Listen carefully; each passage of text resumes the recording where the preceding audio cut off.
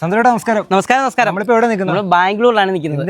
ഇവിടെ വന്നതിന്റെ പ്രത്യേകത എന്ന് പറഞ്ഞാൽ ഈ നേഴ്സിംഗ് ഒക്കെ പഠിക്കാനായിട്ട് നമ്മുടെയൊക്കെ അച്ഛനമ്മമാർ പല സ്ഥലങ്ങളിൽ ചോദിക്കാറുണ്ട്. ഒരുപാട് സ്ഥലം നോക്കാറുണ്ട് സ്ഥലങ്ങൾ. അപ്പം മെയിൻ ആയിട്ട് കൃത്യതയോടെ എന്ന് പറഞ്ഞാൽ ഈ സ്ഥലം വന്ന് കണ്ട് അതിനെ മനസ്സിലാക്കണം, ഭക്ഷണം എല്ലാ കാര്യങ്ങളും എന്തൊക്കെയുണ്ടെന്ന് ചെല്ലുന്ന സ്ഥലം എത്ര കൃത്യമാണെന്നുള്ളത് നമുക്ക് ഈ വീഡിയോ കണ്ടാൽ മനസ്സിലാവും. കുട്ടികളോടും ചോദിക്കാം, ഇവിടുത്തെ സാറിനെയും കാണാം, എല്ലാം കാണാം. നമുക്കൊരാളെ പരിചയപ്പെടാം. പേരെന്തുവായിരുന്നു? മേഘ്ന.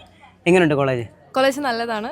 It's very safe. നമ്മൾ ബാംഗ്ലൂരിൽ നിന്നൊക്കെ കേൾക്കുമ്പോൾ നമ്മളെല്ലാവരും ഇങ്ങോട്ട് കുട്ടികളെ വിടാൻ ഭയങ്കര പേടിയൊക്കെ ആയിരിക്കും. പക്ഷേ ഇവിടെ ഈ കോളേജിൽ വന്ന് പഠിച്ചവർക്കറിയാം.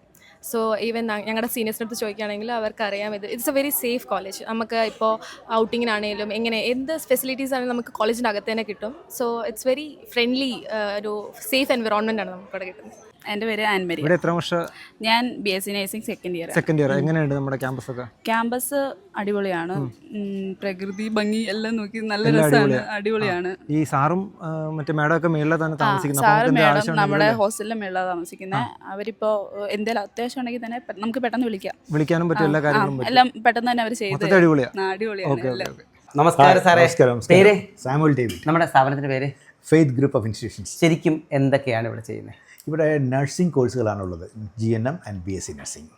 ഇവിടുത്തെ പ്രത്യേകത എന്ന് പറയുന്നത് അതത് വർഷങ്ങളിൽ പഠിക്കുന്ന സബ്ജക്റ്റിന് ഇന്ത്യയിൽ കിട്ടാവുന്നതിൽ ഏറ്റവും നല്ല പ്രാക്ടിക്കൽ ഇവിടെ കൊടുക്കുന്നു എന്നുള്ളതാണ് ഇവിടുത്തെ ഒരു പ്രത്യേകത.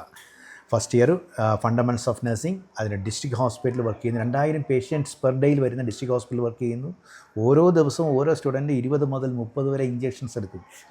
രണ്ടാം വർഷം വരുന്നത് മെഡിക്കൽ ആൻഡ് സർജിക്കൽ, പ്രധാനപ്പെട്ട സബ്ജക്റ്റ്. അതിന് സൗത്ത് ഏഷ്യയിലെ ഏറ്റവും വലിയ കാർഡിയോളജി സെൻ്ററായ ജയദേവയിലാണ് പ്രാക്ടിക്കൽ ചെയ്യുന്നത്.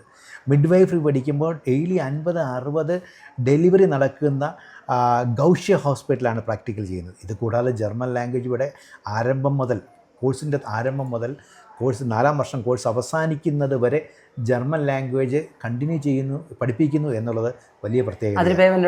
ഇല്ല, ഫ്രീ ആയിട്ടാണ് പഠിപ്പിക്കുന്നത്. അതുകൂടാതെ NCLEX-RN, അമേരിക്കയിൽ രജിസ്റ്റേഡ് നേഴ്സ് ആകാനുള്ള NCLEX-RN ആവശ്യമുള്ളവർക്ക് പഠിക്കാൻ പറ്റുന്നു എന്നുള്ളത്, നമുക്ക് സെൻറ്ററുണ്ട് അമേരിക്കയിൽ, അതുമായിട്ട് അറ്റാച്ച് ചെയ്ത് പഠിക്കാൻ പറ്റുന്നു എന്നുള്ളതും ഇവിടുത്തെ ഒരു പ്രത്യേകതയാണ്.